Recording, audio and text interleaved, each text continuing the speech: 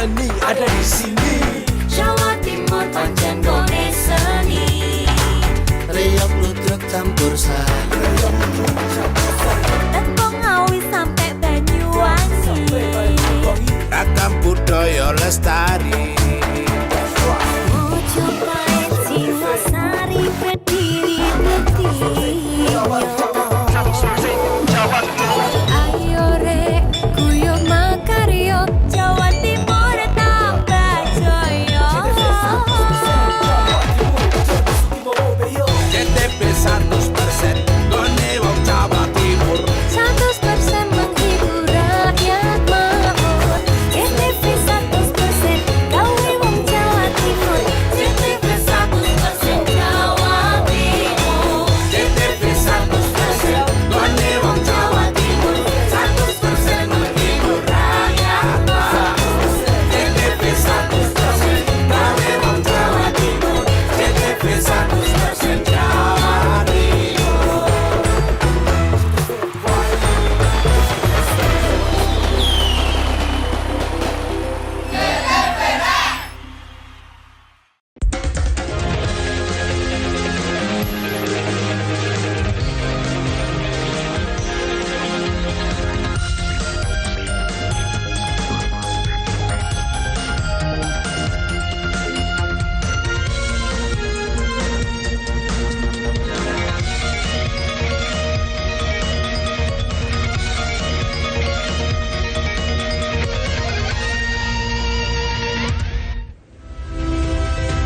Halo pemirsa, Nusantara Kini menyapa Anda dengan informasi penting dan menarik. Bersama saya, Puri Anindita, inilah Nusantara Kini selengkapnya. Informasi pertama datang dari Menteri Koordinator Bidang Pemberdayaan Masyarakat Muhaimin Iskandar yang menanggapi soal pemangkasan anggaran makan bergizi gratis menjadi 10.000 per porsi. Caimin meminta seluruh pihak untuk tidak khawatir karena program tersebut masih dalam tahap simulasi hingga akhir tahun 2024. Pemerintah tidak ingin gegabah dalam menjalankan program yang dicanangkan oleh Presiden Prabowo Subianto. Menurut Caimin, aspek kebutuhan gizi akan terpenuhi dalam satu porsi makanan bergizi gratis. Dan nantinya pemerintah akan melibatkan berbagai pihak dalam menjalankan program tersebut. Semua kan masih proses simulasi ya. Uji coba, simulasi sampai akhir tahun sehingga pelaksanaan pada bulan Januari dimulai itu tentu hasil hitungan yang saya kira tidak gegabah. Pasti ada aspek-aspek minimum dari kebutuhan gizi itu yang harus masuk. Kita tunggu aja. Cak, ini kan dari PKP kemarin menyarankan supaya memberdayakan ibu-ibu untuk apa namanya mengatur lah supaya nggak kebanyakan pangan gitu. Itu gimana Pak dari pemerintah? Nggak kebanyakan pangan supaya kendor atau segala macam. Kemarin mulai didiskusikan di tingkat pemerintah bahwa bantuan pangan bergizi ini didorong melibatkan lingkungan, melibatkan sekolah, melibatkan. Kita ke informasi lain, Komisi 3 DPR akan mengkaji aturan terkait penggunaan senjata api yang dipegang oleh anggota pihak kepolisian. Hal ini merupakan buntut dari 2 kasus polisi yang menggunakan senjatanya dan tidak sesuai dengan standar operasional prosedur atau SOP. Ketua Komisi 3 DPR Habibur Rahman mengatakan DPR akan mengkaji aturan penggunaan senjata api oleh anggota kepolisian. Hal ini dilakukan usai menyoroti 2 kasus yang terjadi saat ini, yakni kasus penembakan di Solok Selatan, Sumatera Barat, dan kasus di Semarang. Nantinya DPR akan mengevaluasi penggunaan senjata api dan hukuman yang akan diberikan jika disalahgunakan, termasuk dijerat hukuman pidana. Penggunaan senjata. Nah, ini kan ada 2 fenomena. Satu di mana di Sumatera Barat. Kita sudah ke sana. Kedua di Semarang kita sudah panggil. Nah, ini akan menjadi bahan bagi kita untuk pada masa sidang besok ya kan kita akan merapatkan bahan ini ya kan dengan instansi terkait yaitu kepolisian. Ya bagaimana mekanisme penggunaan senjata ini oleh anggota Polri ya. Seperti apa evaluasi berkalanya berjalan. Kemudian bagaimana tindakan dilakukan apabila terjadi pelanggaran terhadap SOP yang sudah dilakukan. Sementara itu, Kapolres Semarang Kombes Pol Irwan Anwar meminta maaf atas peristiwa penembakan yang dilakukan oleh anggotanya dan menyebabkan seorang siswa SMK tewas. Irwan mengakui anggotanya Aibda Robik Zainuddin telah teledor dalam menggunakan senjata api dan mengabaikan prinsip aturan kepolisian. Ia juga siap untuk bertanggung jawab dan menerima konsekuensinya. Pada kesempatan ini menyampaikan sekali lagi ucapan bela sungkawa kami atas nama Kepolisian Polrestabes Semarang atas berpulangnya Ananda Gama akibat ulah dan perbuatan yang tidak profesional dari anggota kami. Yang kedua, kami sebagai atasan Brigadir R pada kesempatan ini memohon maaf yang sebesar-besarnya kepada seluruh masyarakat, khususnya warga Kota Semarang, terlebih keluarga besar almarhum Ananda Gama, dan atas segala tindakan dari anggota saya Brigadir R yang telah mengabaikan prinsip-prinsip penggunaan kekuatan, abai dalam menilai situasi, teledor dalam menggunakan senjata api, dan telah melakukan tindakan excessive action, tindakan yang berlebihan, tindakan yang tidak perlu. Sepenuhnya saya siap bertanggung jawab, saya siap dievaluasi ataupun apapun bahasanya. Jelang pergantian tahun, Korps Lalu Lintas atau Korlantas Polri Irjen Pol Aan Sohanan memprediksi 110 juta masyarakat berpotensi melakukan perjalanan selama libur Natal dan Tahun Baru 2024-2025. Hal ini berdasarkan survei yang dilakukan oleh Badan Kebijakan Transportasi Kementerian Perhubungan.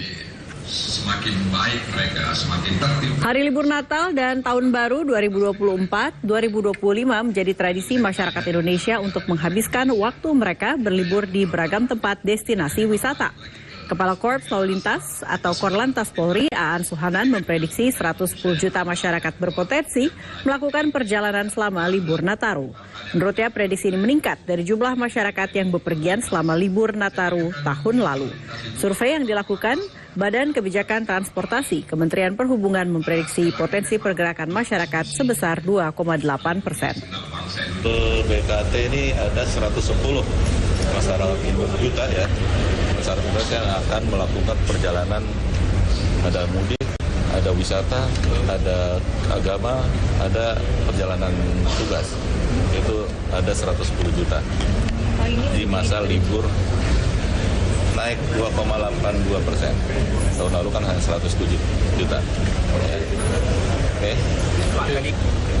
Yang melakukan perjalanan dari Jabodetabek itu terbanyak ke arah timur, arah Trans Jawa. Ya. Jadi kita antisipasi dan kita sudah simulasikan ada titik krusial nanti di kilometer 48. Ya, 48 itu pertemuan dengan MBZ sampai ke 60. Korps Lalu Lintas Polri telah menyiapkan beberapa skema untuk menjaga arus lalu lintas pada saat momen Nataru.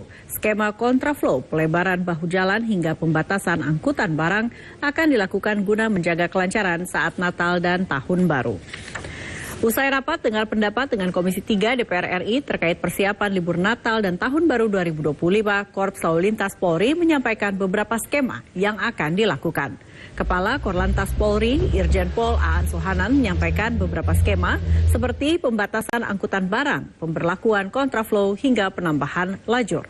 Selain itu, penggunaan pelabuhan penyeberangan terutama di Merak Bakahuni dan Ketapang Gilimanuk untuk di wilayah Banten sendiri akan dibagi 3 pelabuhan, yakni Merak, Ciwandan, dan BBJ dengan peruntukan kendaraan masing-masing. Aan juga menyebut telah mengantisipasi titik-titik krusial baik pada penyeberangan maupun di jalan tol. Kita akan melakukan sharing, artinya akan di-share ke 3 pelabuhan yang ada di Merak. Ya. Ada Merak sendiri, ada Ciwandan, Pelindo, ada BBJ. Ini dengan peruntukan kendaraan masing-masing. Ya, Merak untuk kendaraan pribadi, angkutan umum bis, ya. Kemudian untuk Ciwandan, ini kendaraan roda 2 dan angkutan barang golongan 6 ke bawah. Untuk pelabuhan BBJ ini untuk angkutan barang golongan 7 sampai 9 itu akan diarahkan ke sana pada waktu tertentu ya. Sudah kita atur ya. Kemudian di Ketapang Gilimanuk juga kita melakukan beberapa pengaturan tentang penggunaan pelabuhan atau dermaga Bugusan, kemudian Jangkar, Lembar ada di NTB, ini kita atur semua. Kemudian kita juga mengatur tentang strategi delaying system. Ya. Seperti kemarin kita lihat di Merak ini sempat tertunda karena cuaca yang ekstrim sehingga kapal tidak bisa. Kita ke wilayah lain, Kota Kendari, Sulawesi Tenggara mulai berburu berbagai bahan kebutuhan pokok jelang Natal dan menyambut Tahun Baru 2025. Warga memburu beragam kebutuhan pokok diantaranya beras, minyak goreng, telur ayam, bawang merah, bawang putih, hingga gula pasir. Warga Kota Kendari terlihat mendatangi gerakan pangan murah untuk mendapatkan beragam pangan murah utamanya jelang Natal dan Tahun Baru. Di pasar pangan murah, warga bisa mendapatkan harga langsung dari distributor. Seperti beras 5 kg seharga Rp54.000, minyak goreng seharga Rp14.000 hingga telur ayam Rp50.000. Gerakan pangan murah akan dilaksanakan dari tanggal 2 hingga 5 Desember 2024. Hal ini untuk mengantisipasi adanya kenaikan harga kebutuhan pokok jelang Nataru. Tadi yang dibelanja, Bu? Ada minyak, apa lagi, Bu? ada telur, ada bawang merah. Kalau minyak itu berapa seliter? 20 liternya. Kalau telur, Bu? Telur itu 50. Kan gerakan pangan murah dalam rangka menghadapi HBKN. Nah, untuk itu kemarin mulai hari ini sampai hari Rabu kita akan melakukan gerakan pangan murah di halaman kantor wali kota. Itu himbauan saya kepada masyarakat, gunakan kesempatan di pangan murah itu, khususnya agama Nasrani. Mari kita sama-sama ke sana, karena harga pangan yang kita sajikan situ tentu berbeda dengan harga di. Penyedia jasa sarana transportasi air motor Klotok di Kabupaten Sakadau, Kalimantan Barat diminta waspada saat kondisi cuaca ekstrim. Curah hujan tinggi disertai angin kencang kerap melanda wilayah Kalimantan Barat. Para juru penyeberangan sungai diminta untuk lebih memperhatikan keselamatan warga selaku pengguna jasa.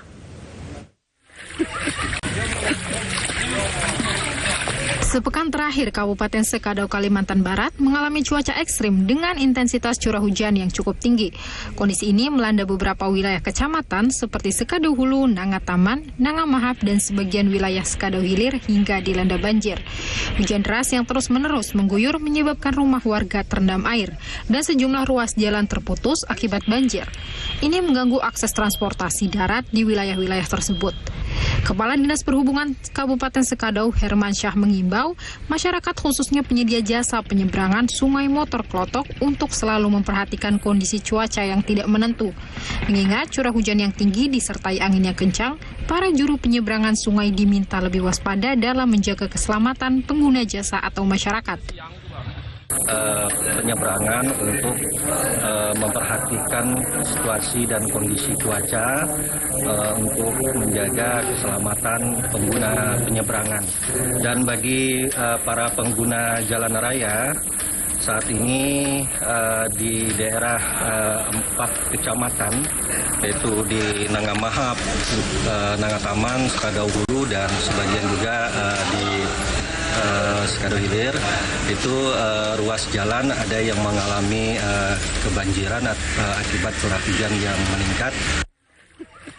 Herman Syah juga mengingatkan pengendara yang melintasi ruas jalan di 4 kecamatan terdampak banjir, yakni Nangamahap, Nangataman, Sakadau Hulu, dan sebagian Sakadau Hilir untuk lebih berhati-hati.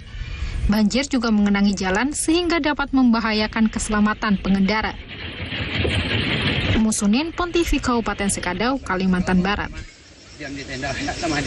Bupati Pandeglang menyebut wilayahnya membutuhkan normalisasi sungai untuk mencegah terjadinya banjir.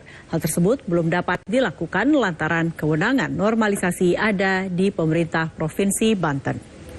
Banjir menjadi rutinitas yang kerap menghantui Kabupaten Pandeglang di kala musim penghujan. Bahkan hingga saat ini saja tercatat sudah ada 17 kecamatan terdampak banjir. Menanggapi hal tersebut, Bupati Pandeglang Irna Narulita mengatakan banjir yang terjadi lebih diakibatkan kondisi beberapa sungai yang mengalami penumpukan sedimentasi yang cukup tinggi. Namun pemerintah Kabupaten Pandeglang belum bisa mengatasi lantaran normalisasi sungai adalah kewenangan dari pemerintah Provinsi Banten. Irna Narulita mengaku pemerintah daerah rutin mengusulkan normalisasi sungai kepada Pemprov Banten guna mengantisipasi luapan sungai. Diketahui beberapa aliran sungai meluap akibat intensitas curah hujan tinggi yang mengguyur wilayah Kabupaten Pandeglang dan mengakibatkan sedikitnya 16.000 warga terdampak banjir sejak hari Senin lalu. Intinya memang semua adalah kewenangan provinsi. Tapi kan kondisi memang cuaca merata ya di Indonesia, jadi Pandeglang banyak. Kita antisipasi dulu, tapi usulan kami setiap tahunnya ada perencanaan awal untuk bagaimana sungai-sungai yang memang sering luapannya karena hujan debit air yang sangat tinggi, lalu akan dampaknya melebar ke rumah-rumah penduduk. Jadi Sungai Ciliman, Cilatak itu memang perlu normalisasi. Ya, kami sudah koordinasi. Tapi hari ini pemerintah pusat melalui Pemprov Banten juga tidak. Fadlizon apresiasi puncak perayaan Hari Puisi Indonesia Nusantara Kini segera kembali.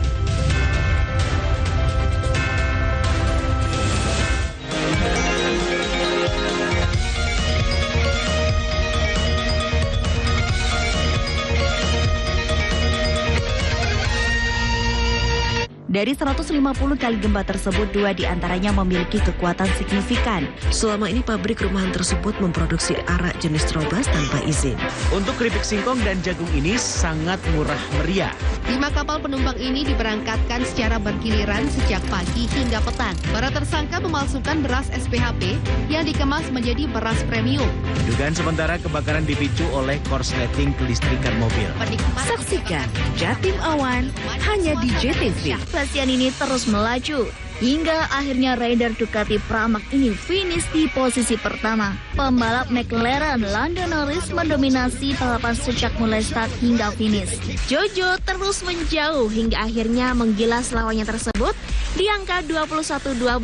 AC Milan memenangkan laga derby Della Madonia di jornada kelima dengan skor 2-1. Torehan tersebut membawa Persebaya naik ke posisi puncak klasemen sementara Liga 1.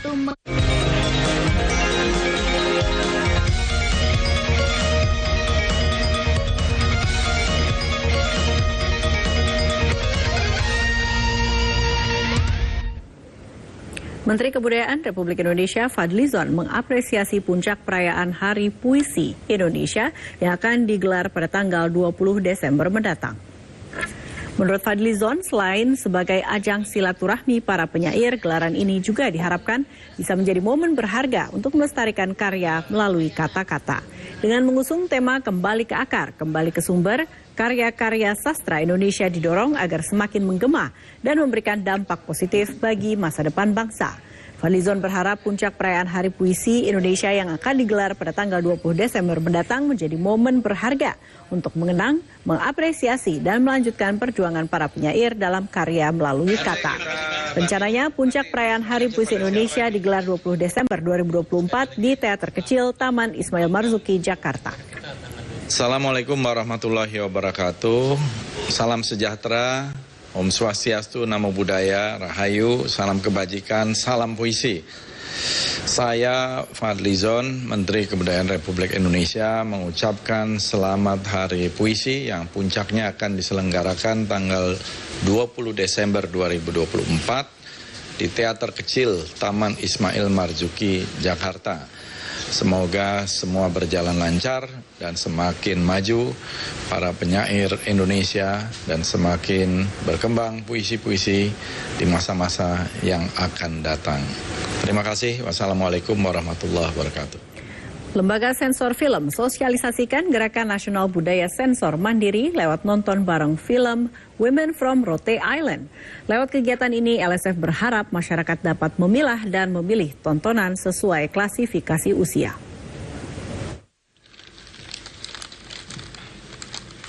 Berbagai cara dilakukan Lembaga Sensor Film Republik Indonesia untuk meminimalisir dampak negatif film dan iklan yang beredar luas di masyarakat. Salah satunya melalui kegiatan nonton bareng film berjudul Women from Rhode Island. Kegiatan nobar ini menjadi salah satu cara LSF dalam mensosialisasikan Gerakan Nasional Budaya Sensor Mandiri. Selain itu, kegiatan ini menjadi bentuk nyata LSF dalam meningkatkan kualitas literasi menonton masyarakat.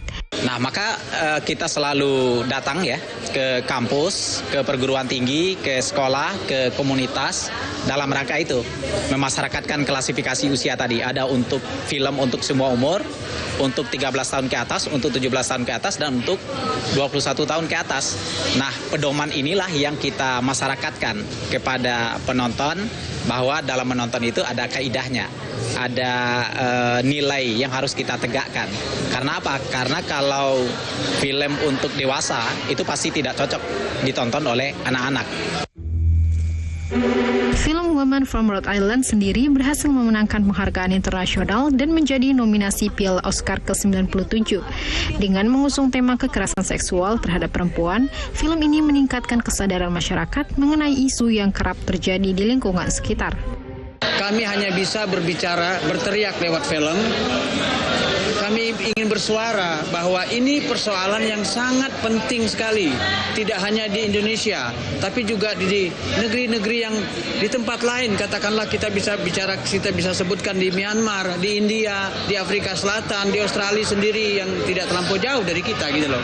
Jadi ini persoalan bersama sebenarnya gitu loh. Terus tanggung jawab siapa? Tanggung jawab kita semua, dari keluarga itu sendiri, lingkungan, pemerintah. Ini masalah yang sangat serius. Lembaga Negara Independen LSF terus konsisten mengedukasi masyarakat tentang pemilihan tontonan yang tepat. Rencananya kegiatan nonton film bareng Woman from Rhode Island akan digelar tanggal 5 Desember di 3 bioskop di Jakarta. Sebastian Dimas, Trisabdo Aji, Jawa Post TV, Jakarta. Sebastian Dimas, Trisabdo Aji, Jawa Post TV, Jakarta. Kita ke Banten, puluhan pecinta kopi berkumpul di spot wisata kuliner Gedung Juang, Kabupaten Pandeglang. Selain menikmati kopi lokal Robusta Gunung Karang, acara ini juga menjadi silaturahmi penikmat kopi di Tanah Jawara.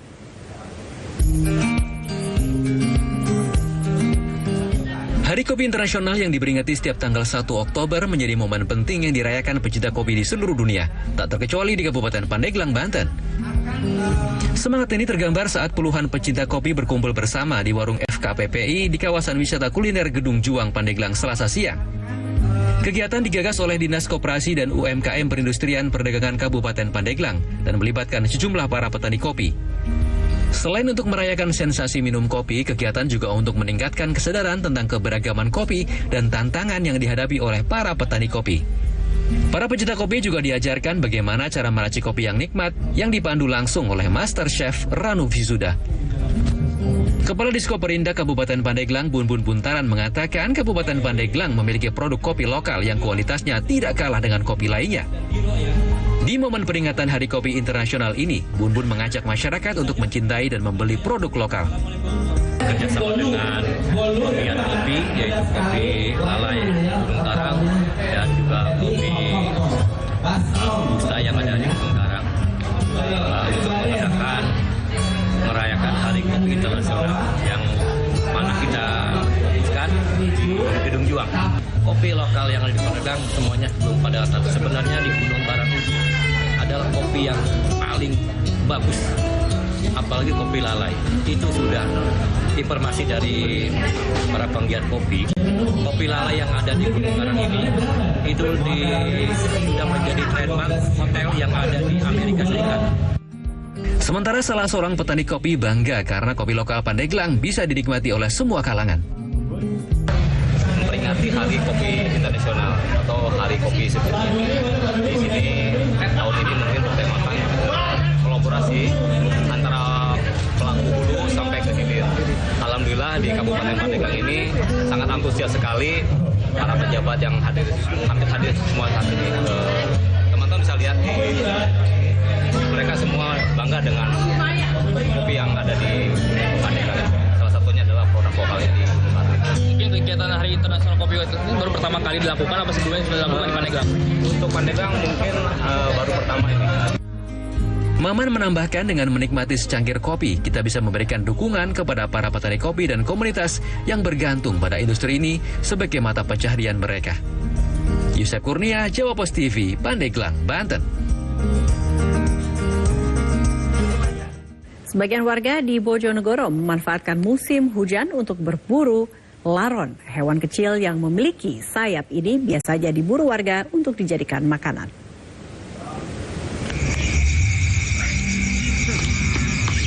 Usai turun hujan, kerumunan binatang kecil laron kerap bermunculan di rumah-rumah warga. Laron merupakan hewan kecil yang memiliki sayap dan akan datang ramai-ramai untuk berkerumun di cahaya lampu rumah atau lampu penerangan jalan. Biasanya hewan ini membuat warga resah karena pada saat kemunculan laron, terkadang sayapnya yang rontok bisa mengotori rumah. Bagi sebagian orang, laron justru dapat dimanfaatkan untuk dijadikan makanan. Seperti di desa Pagarwesi, Kecamatan Trucuk, Bojonegoro, Jawa Timur. Sejumlah orang berkerumun di bawah lampu penerangan jalan untuk berburu hewan laron yang sedang berkerumun. Dengan jeli, mereka mengais satu persatu laron untuk kemudian ditaruh di dalam ember berisikan air. Warga berburu laron untuk dijadikan makanan. Biasanya, laron yang sudah terkumpul akan dipisahkan dengan sayapnya. Kemudian, laron akan dicampur dengan tepung dan digoreng untuk dijadikan camilan. Dari laron. Kalau boleh tahu laron itu apa ya, kalau hewan jenis atau bagaimana itu? Ya, hewan jenis rayap yang sudah tumbuh sayapnya. Itu diambil, itu ditaruh di lengser, nanti dibuat apa Mas biasanya? Buat rempeyek biasanya. Oh, kayak peyek dikasih tepung gitu ya tambah? Iya. Ya, biasanya kalau munculnya rayap ini musiman atau bagaimana sih? Ya, kalau munculnya biasanya musim hujan. Rasanya yang gurih dan enak saat dijadikan rempeyek menjadi sensasi tersendiri untuk dijadikan lauk pendamping makanan. Edo Jody Aldian, JTV, Bojonegoro, Jawa Timur. Warga NTT menjaga tradisi pasar barter. Nusantara Kini segera kembali.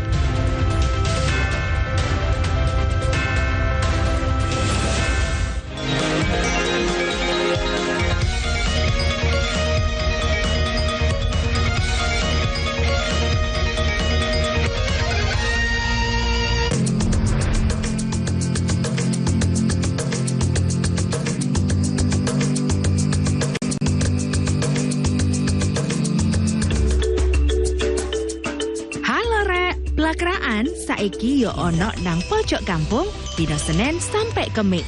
Ojo lali yo rek.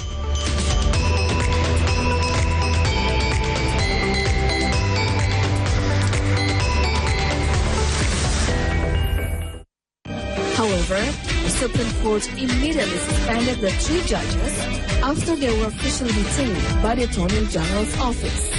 The war has displaced around 90% of Gaza's 2.3 million population.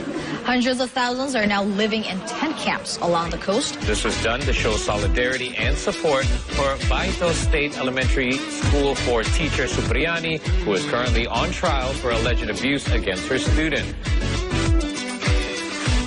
Tanggul dengan ketinggian 8 meter ini rusak akibat terjangan banjir lahar hujan Gunung Semeru. Penggerebekan kedua kalinya di Kampung Narkoba Jalan Kunti, Sumambiru, Surabaya. Total seberat 1 kilogram dengan uang ratusan juta rupiah. Atap kelasnya ambruk saat jam pelajaran berlangsung pada Sabtu siang kemarin. Penggerebekan ini dilakukan karena rumah yang ada di tengah pemukiman penduduk ini diindikasi sebagai tempat penampungan anjing untuk dikonsumsi.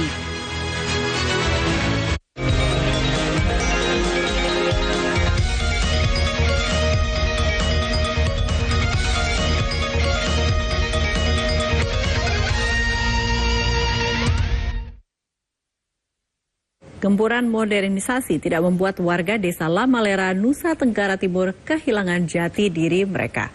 Agar tidak melupakan akar budayanya, mereka terus melestarikan tradisi turun-temurun seperti pasar barter. Berikut selengkapnya.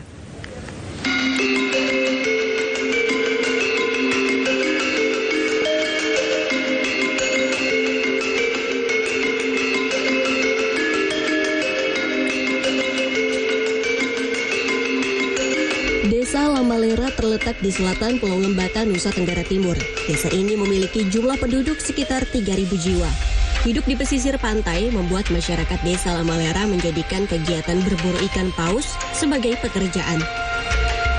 Tulang belulang berukuran besar menjadi tanda bahwa aktivitas berburu paus merupakan tradisi menahun. Bagi warga Lamalera, berburu paus sudah menjadi bagian dari budaya, kepercayaan, dan penggerak sektor ekonomi. Aktivitas berburu ikan dilakukan penduduk Lamalera setiap hari. kecuali hari Minggu, karena mereka beribadah. Salah satunya dilakukan warga bernama Butun. Pukul 7 pagi menjadi awalnya untuk menuju lautan lepas. Selain ikan paus, Butun juga berburu ikan besar lainnya, seperti pari, hiu, dan lumba-lumba. Butun telah menjadi lamafa selama 5 tahun.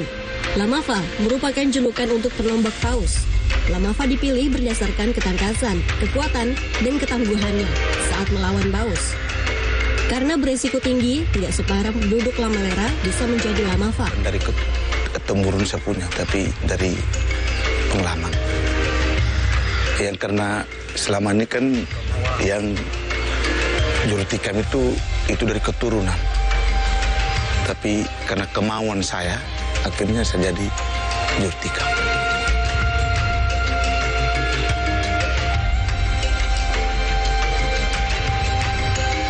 Sebelumnya Butun hanya menjadi seorang matros atau anak buah kapal.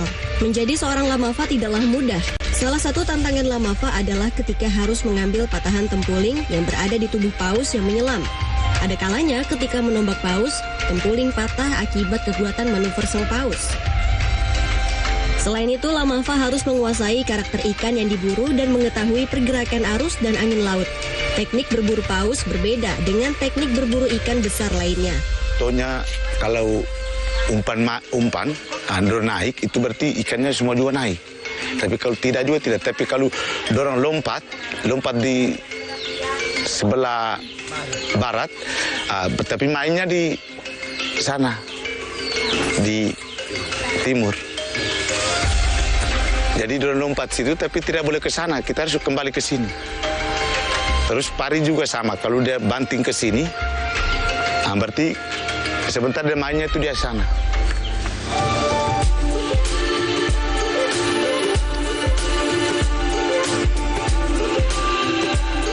Dalam berburu paus, lamafa dibekali tempuling, yakni tombak khusus untuk menembus kulit paus yang tebal. Panjang tempuling sekitar 4 meter, dilengkapi mata tombak dari besi sepanjang 30 cm. Pada ujung gagang tempuling diberi ikatan tali yang cukup kuat yang digunakan untuk menarik badan paus yang berhasil ditombak.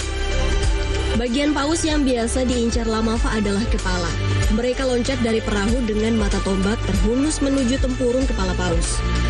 Perahu yang digunakan pun perahu khusus yang disebut paledang.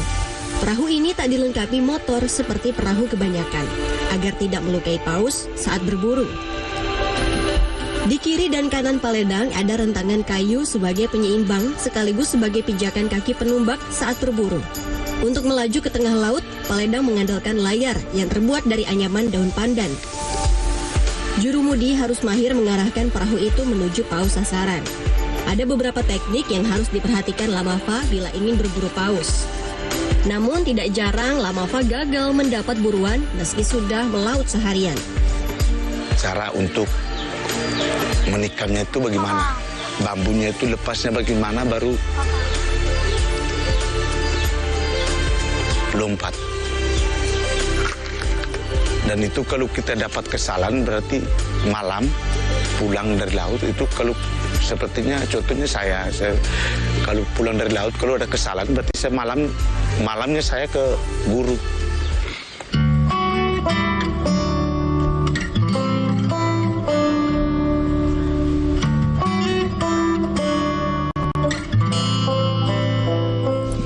Inilah guru yang dimaksud Butun. Mateus Daeng Bang adalah seorang lamafa senior di Lamalera. 26 tahun sudah Mateus menjadi juru tikam. Kepiawaiannya berburu ia bagikan ke lamafa lainnya. Tak hanya mengajarkan teori, Mateus juga ikut mendampingi langsung saat berburu ikan paus. Kita punya anak-anak yang sekarang generasi itu ada kalanya takut itu, tapi saya omong mereka bilang jangan takut. Di belakangmu ada saya. Saya tetap dorong, biar saya peledang lain. Tapi sebentar itu kamu pulang itu, saya omong dengan pemilik peledang. Dia tikam salah itu lepas.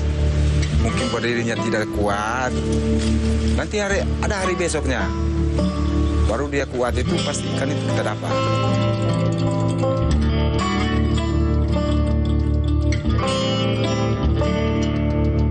Selain tradisi menombak paus, warga Lamalera juga masih melestarikan tradisi jual beli dengan cara barter atau menukarkan barang dengan barang. Warga memanfaatkan hasil tangkapan laut untuk kebutuhan sehari-hari. Salah satunya menjual di pasar barter. Pasar barter dilaksanakan seminggu sekali pada Kamis pagi. Di pasar ini, warga Lamalera bertukar hasil laut dengan hasil bumi yang dibawa warga dari gunung. Biasanya satu potong ikan paus kering dapat ditukar dengan satu sisir buah pisang. Jika dirupiahkan, 3 potong ikan kering dijual seharga Rp50.000. Seperti masyarakat Lamalera lainnya, Paulus Stanislaus Atakbelen juga menggantungkan hidupnya dari hasil laut. Namun di usianya yang sudah tidak muda, Paulus hanya melaut saat mendengar teriakan baleo yang artinya ada paus terlihat di laut.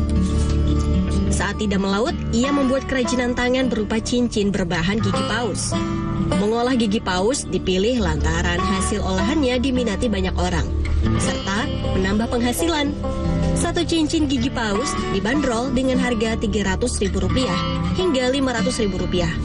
Melaut itu adalah kehidupan ibu dari Lamalera. Laut itulah yang menghidupkan masyarakat Lamalera. Cuman minta supaya kehidupan orang Lamalera dengan laut yang sebagai nafas kami orang Lamalera itu jangan diganggu. Hanya itu saja. Jangan diganggu. Itu harapan saya. Biarkanlah kami bekerja seperti apa yang kami lakukan sekarang untuk bisa menghidupkan keluarga kami.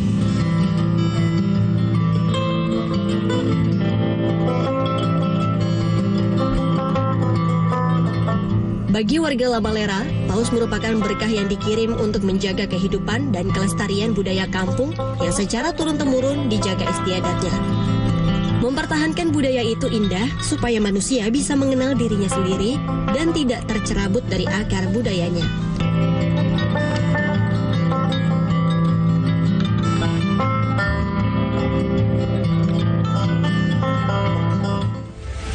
Balai Pelestarian Budaya Jatim temukan bangunan candi selengkapnya. Usai jeda.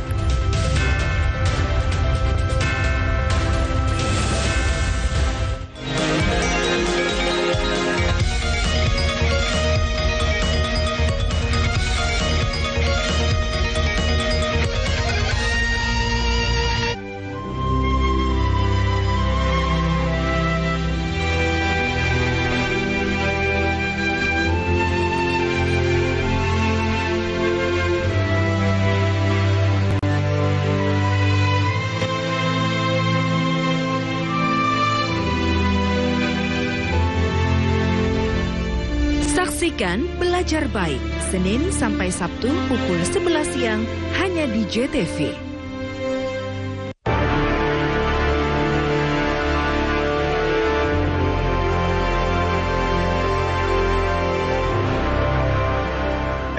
Cindy. Nomor 1, coba. Saiki wayahe lur. Oh, nomor loro. Yuk, nonton pojok kampung. Oke, nomor 3. Beritane wong Jawa Timur.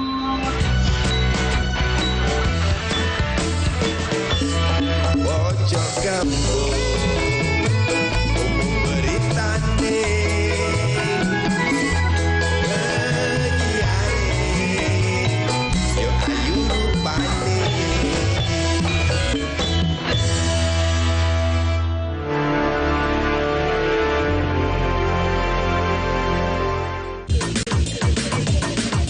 Kasih kata-kata dulu buat kalian semuanya.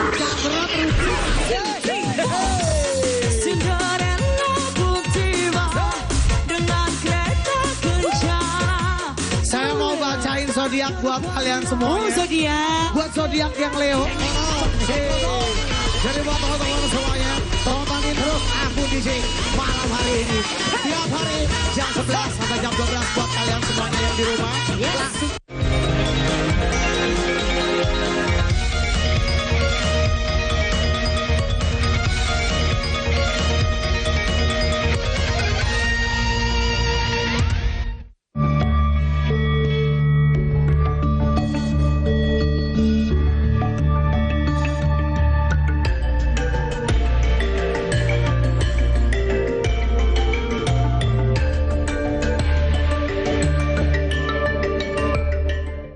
Balai Pelestarian Kebudayaan Wilayah 11 Jawa Timur kembali menemukan susunan batu bata kuno di lokasi Candi Gedok.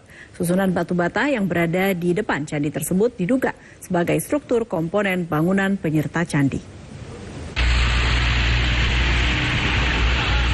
Menika kekalih susunan selo kuno ingkang dipuntemukaken kaliyan tim Balai Pelestarian Budaya. Kekalih struktur bangunan menika wonten sisa kilen laut tepatinipun wonten ngajeng bangunan induk Candi Gedok. Meski boten utuh, kondisi struktur menika dalam susunan rapi. Arkeolog Balai Pelestarian Budaya Jawa Timur menjelaskan temuan kekalih bangunan niki dipun asumsiaken bangunan dados tunggal nopo wonten kalih bangunan tasih perlu dipun kaji malih. Santawis menika ing dalam ekskavasi niku saklintune nemukaken kekalih struktur bangunan enggal, tim ugi nemukaken pinten-pinten pecahan fragmen gerabah ingkang kependhem wonten sisa kilen bangunan candi. Muhammad Asrofi, JTV.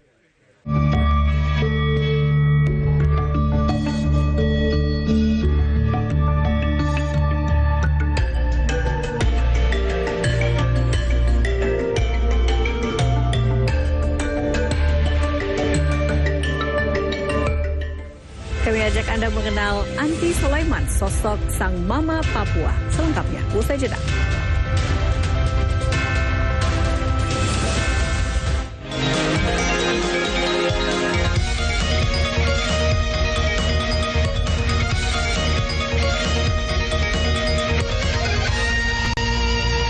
Bastian ini terus melaju.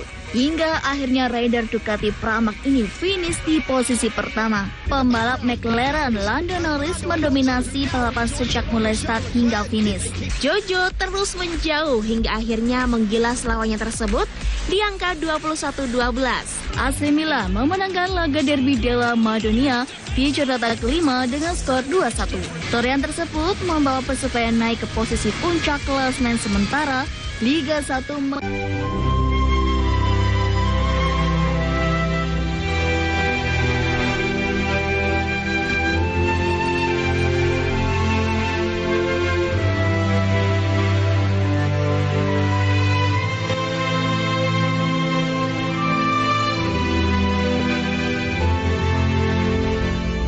Saksikan Belajar Baik, Senin sampai Sabtu pukul 11 siang hanya di JTV.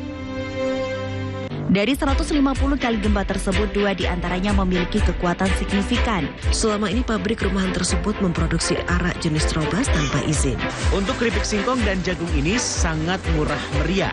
5 kapal penumpang ini diberangkatkan secara bergiliran sejak pagi hingga petang. Para tersangka memalsukan beras SPHP yang dikemas menjadi beras premium. Dugaan sementara kebakaran dipicu oleh korsleting kelistrikan mobil. Saksikan Jatim Awan hanya di JTV.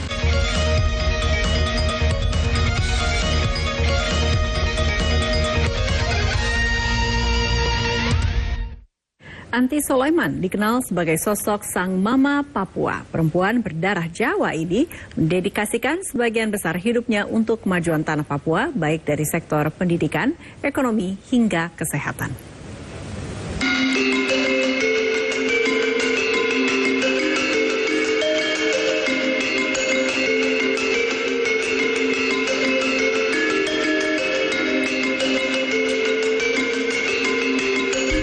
Anti Sulaiman, sosok dosen Universitas Kristen Indonesia yang menghabiskan sebagian besar hidupnya untuk kemajuan warga Papua. Meski bukan putri Papua, namun Anti berjuang agar putra-putri Papua bisa mengenyam bangku pendidikan. Anti mulai tertarik dengan Papua sejak sekolah dasar. Saat itu ada rombongan pelajar Papua yang dikirim Presiden Soekarno ke Yogyakarta, tempat ia lahir dan tumbuh. Ada cerita unik ketika Anti pertama kali ke Papua. Kemudian kalau saya bilang, Bapak mau kasih tiket kemana ya? Kan kalau tiket kita pikir ke Hong Kong, kemana-mana gitu kan. Ibu mau ke Hong Kong atau ke Bangkok atau oh enggak. Terus saya minta, kok bagaimana ya kok mau kasih tiket aku ke Papua gitu. Ya, saya nggak ngerti Papua kayak apa. Terus bapaknya si mahasiswa itu kasih saya tiket kemana aja di seluruh Papua. Rupanya dia itu direktur Merpati Airlines pada waktu itu. Jadi tiket pesawat itu seperti gratis-gratis banyak-banyak.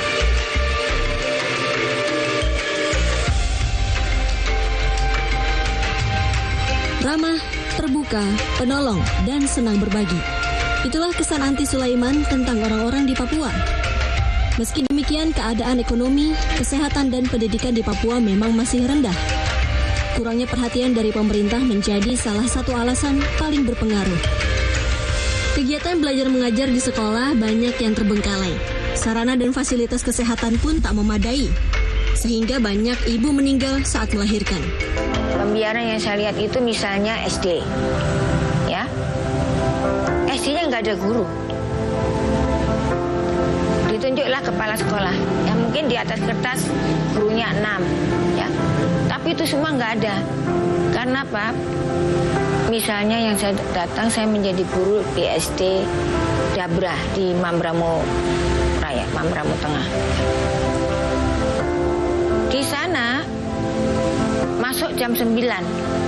Lalu mahasiswa murid datang main-main bola sampai jam 11. Ya. Jam 1 sudah pulang.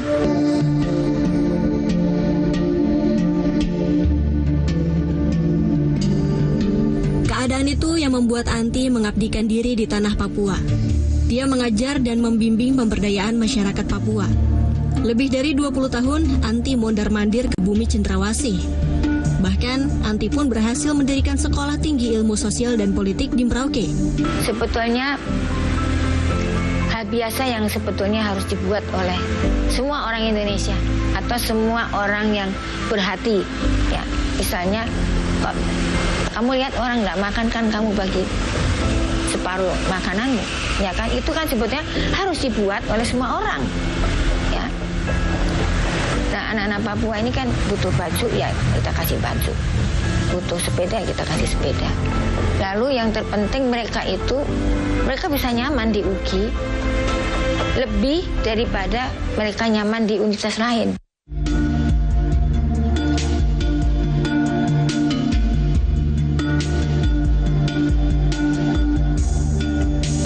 Pada 2009, Anti mendirikan Pusat Studi Papua di UGI.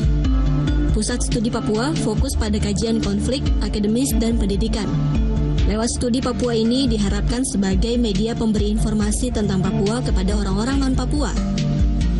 Sejak saat itu, mahasiswa Papua yang kuliah di UGI semakin banyak hingga lebih dari 500 orang. Bisa dibilang, Universitas Kristen Indonesia menampung paling banyak mahasiswa Papua di Jakarta.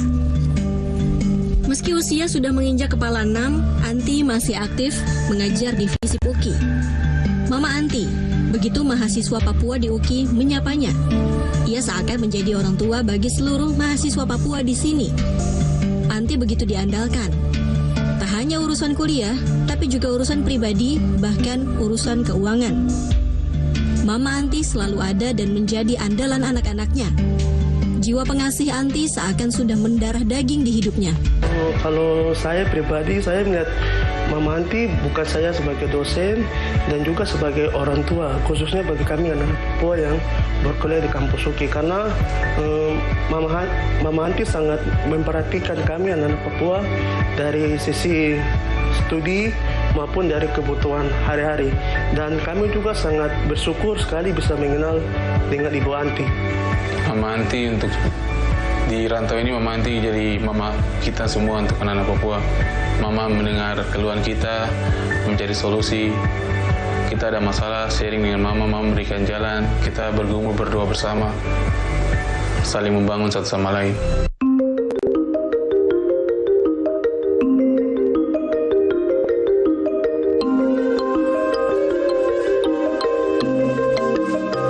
Kedekatannya dengan mahasiswa sudah tak diragukan lagi.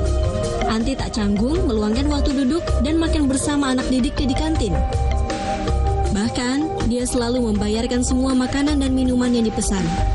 Selain dekat dengan mahasiswa, Anti juga dikenal dengan pribadi yang religius. Beliau juga sosok yang sangat rohani sekali ya, religius sekali ya. Jadi kadang aku masalah gini, Mami gini, kita berdoa. Jadi selalu Mama memang orangnya selalu kuat dalam doa ya. Kuat dalam doa, sangat menyayangi anak-anak Papua. Membimbing, menuntun, membantu.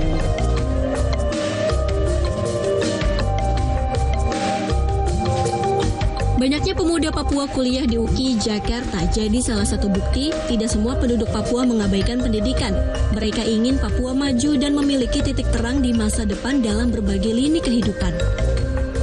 Sebagai sosok andalan, anak-anak Papua berharap sosok Anti Sulaiman terus mendampingi mereka. Perjuangan membangun Papua disandarkan di pundaknya, karena dia dianggap motor semangat dan inspirasi. Dengan usia yang sudah tidak lagi muda, kesehatan fisik Anti Sulaiman mulai menurun. Tapi tidak untuk semangatnya.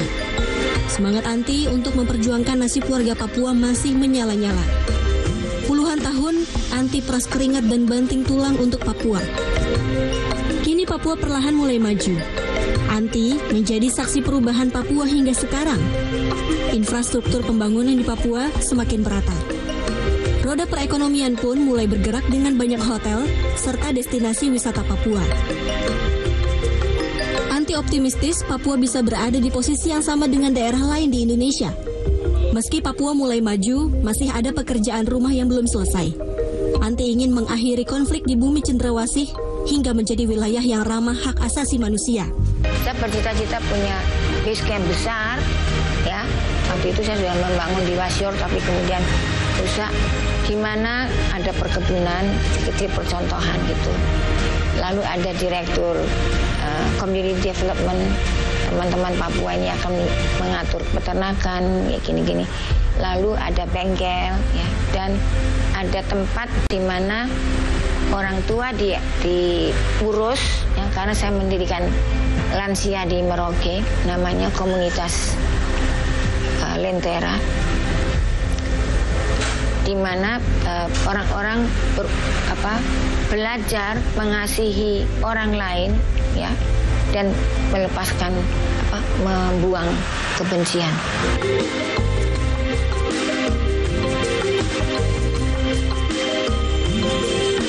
Anti Sulaiman bertekad akan terus membangun Papua hingga tidak ada lagi persoalan yang mengusik rasa kemanusiaan, entah di bidang kesehatan, ekonomi, maupun pendidikan. Sang Mama Papua ingin terus berikan hidupnya untuk Papua tanpa memikirkan apa yang bisa Papua berikan untuk hidupnya. Di mata mahasiswa dan warga Papua, Anti Sulaiman adalah orang besar. Karena tidak ada orang besar yang tidak menyumbangkan kesabaran pengabdiannya kepada kemanusiaan.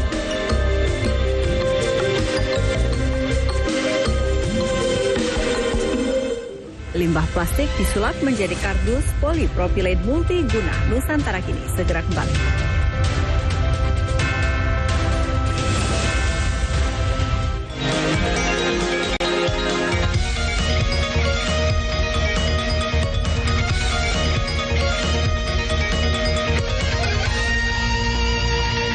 However, the Supreme Court immediately suspended the 3 judges after they were officially detained by the Attorney General's office. The war has displaced around 90% of Gaza's 2.3 million population. Hundreds of thousands are now living in tent camps along the coast. This was done to show solidarity and support for Baito State Elementary School for teacher Supriani, who is currently on trial for alleged abuse against her student.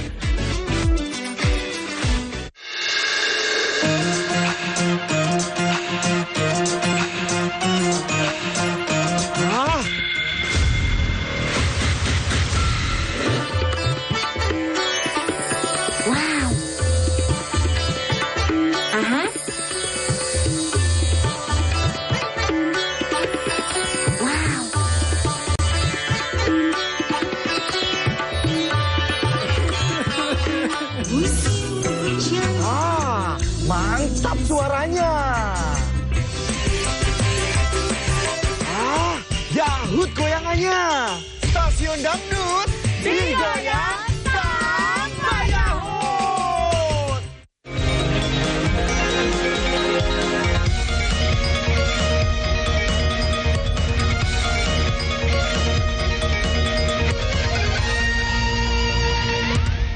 Salah satu perusahaan di kota Tangerang, Banten menyulap limbah plastik menjadi produk yang ramah lingkungan dalam bentuk kardus polipropilene multiguna dan mampu tembus hingga pasar internasional.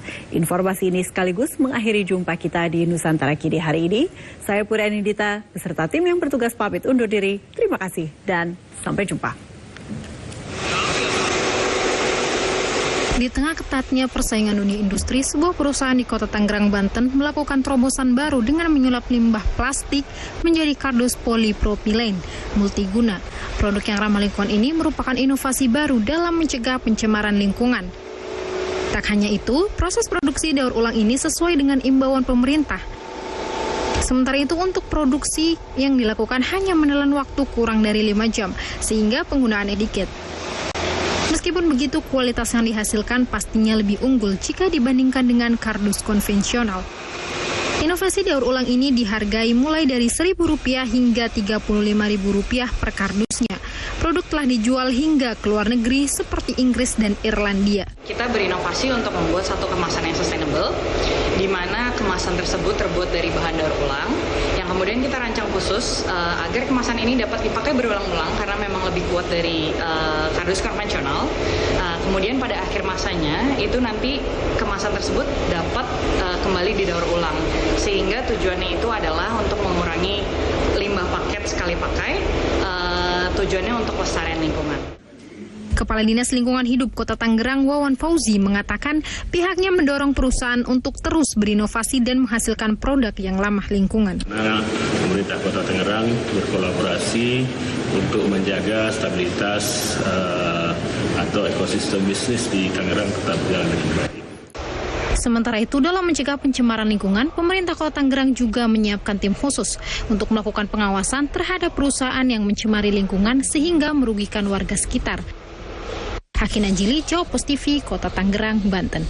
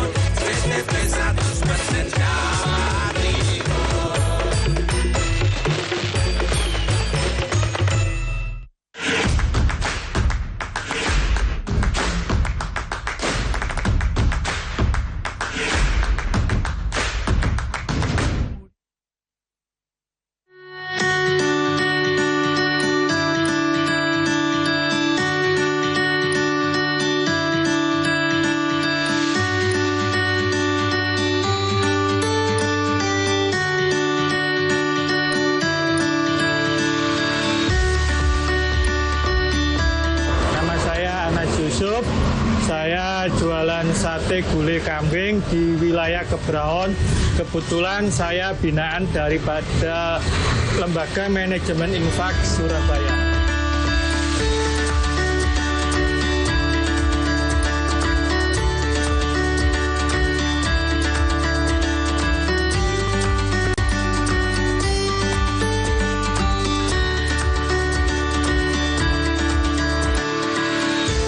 Usaha ini adalah warisan dari kedua orang tua saya, berdiri sejak 1976. Alhamdulillah bantuan LMI berupa modal usaha bisa kita buat untuk membuka usaha kembali. Kita juga mendapat supervisi tiap 3 bulan sekali, dikunjungi untuk dilihat bagaimana perkembangannya.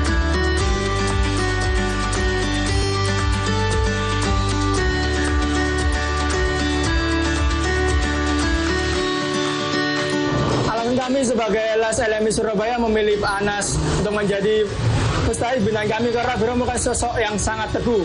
Beliau berjualan meski beliau memiliki keterbatasan fisik.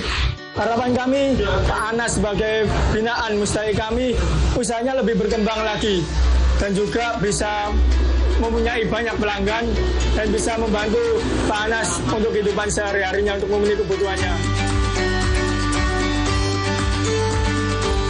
Semoga LMI terus berjaya, berkibar, banyak donatur yang menempatkan dana infaknya, sodakonya ke LMI, dan punya pula UMKM binaannya.